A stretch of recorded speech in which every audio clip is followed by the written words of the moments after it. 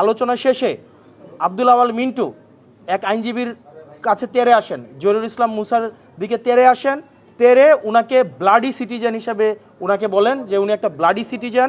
আইনজীবীদের উপরে তেরে আসেন, ভার্বালি অ্যাবিউজ করেন এবং দেখা যায় তাদেরকে বিভিন্ন গালাগালি করেন। আমি সেটিতে প্রতিবাদ করি এবং প্রতিবাদকালীন আজকে দ্বৈত নাগরিকত্বের বিষয়ে যে যারা দেখা গিয়েছে বাংলাদেশের একটা অংশ আছে যারা শুধু নির্বাচনের আগেই, একটা কথা আছে না যে ভ্রমণ ঘুরে ঘুরে নতুন বেশে নির্বাচনের কমিশনের কাছে এসে শুধুমাত্র নির্বাচনের সময় আমরা আসি, এসে দেখা যায় যদি নির্বাচনে জিতে যাই তখন দেখা যায় আমাদের যেই ডুয়েল সিটিজেনশিপ যেটা থাকে সেটাকে আমরা প্রত্যাহার করি, আর যদি হেরে যাই আবার আমরা আমাদের স্বস্থানে বেগমপাড়ায় ফিরে যাই।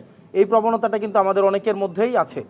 ঠিক এই দ্বৈত নাগরিকত্বের বিষয়ে এই কমিশনের সামনে যত লয়ার্স ছিলেন, আমাদের বিজ্ঞ আইনজীবীরা সবাই নিজেদের মধ্যে আলোচনা করছিলেন, কমিশনে সাবমিশন রাখছিলেন, সবাই একটা একাডেমিক সুন্দর ডিসকাশন করছিলেন। প্রত্যেকটা আইনজীবী তারা তাদের মতামত দিচ্ছিলেন এবং কমিশন সেগুলিকে গ্রহণ করছিলেন। অত্যন্ত দুঃখজনক বিষয় হচ্ছে কমিশন এবং প্রত্যেকটা আইনজীবী যখন একটা অত্যন্ত একাডেমিক পরিবেশে তাদের সাবমিশনগুলো রাখছিলেন, ঠিক সেই সময়ে আলোচনা শেষে আব্দুল আওয়াল মিন্টু এক আইনজীবীর কাছে তেরে আসেন, জহিরুল ইসলাম মুসার দিকে তেরে আসেন, তেরে উনাকে ব্লাডি সিটিজেন হিসেবে উনাকে বলেন যে উনি একটা ব্লাডি সিটিজেন এবং উনি হচ্ছেন এলিট ব্রিড। উনি এলিট ব্রিড। আর দ্বৈত নাগরিকত্বের বিষয়ে স্ট্রিক্ট অবস্থান রাখার জন্য কমিশনে যারা সাবমিশন দিচ্ছিলেন সেই সব আইনজীবীদেরকে উনি বলছিলেন উনারা হচ্ছেন ব্লাডি সিটিজেন। তো সেই জায়গাটিতে আমরা প্রতিবাদ করি।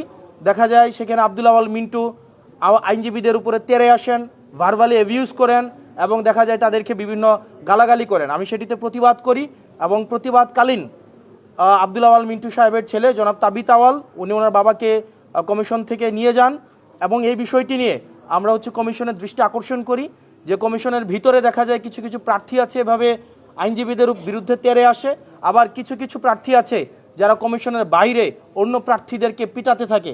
এখন কমিশনের সামনে যদি এই ধরনের অবস্থা চলতে থাকে, কমিশনের ভিতরে যদি এই অবস্থা চলতে থাকে, যারা নির্বাচন করে তাদের নিরাপত্তার আসলে কি হবে? আর যারা এলিটিজমের দেখাইতে চায় 24-এ আমাদের এই 5ই আগস্টের পরে যারা এলিটিসিজম মারাইতে আসে আমাদের দেশে, এই রাজনৈতিক এলিটিসিজম তারা যেন ঘরে রেখে তারা যেন জনগণের সামনে আসে।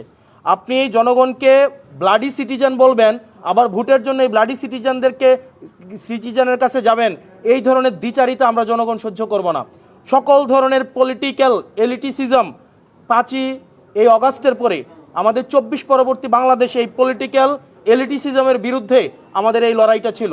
সুতরাং আব্দুল আওয়াল মিন্টুদের মতো যারা বিদেশে টাকা পাচার করে, যারা বিদেশে থাকে এবং যারা মেনটেইন করে, অর্থাৎ আওয়ামী লীগের সাথে আত্মীয়তা করে বিভিন্ন বিজনেস করে, স্বরাষ্ট্র মন্ত্রণালয়ে নিজের এই পরিবারের বিভিন্ন বিজনেস টিকায় রাখে, শেখ রাহানার সাথে যারা বিজনেস করে, এই তাদের পলিটিক্যাল এলিটিসিজম যখন মারাইতে আসবে, আমাদের এই সিভিলিয়ানদেরকে যখন বলবে আমরা ব্লাডি সিটিজেন, সেটা প্রত্যেকটা নাগরিককে, প্রত্যেকটা যারা ভোটার রয়েছে তাদের প্রত্যেকের মানহানি করে। এবং সেটির জন্য আমরা কমিশনের দৃষ্টি আকর্ষণ করেছি যে কমিশন যেন তাকে ওয়ার্নিং দেয় এবং এই ধরনের আচরণের জন্য পুনরাবৃত্তি না ঘটে।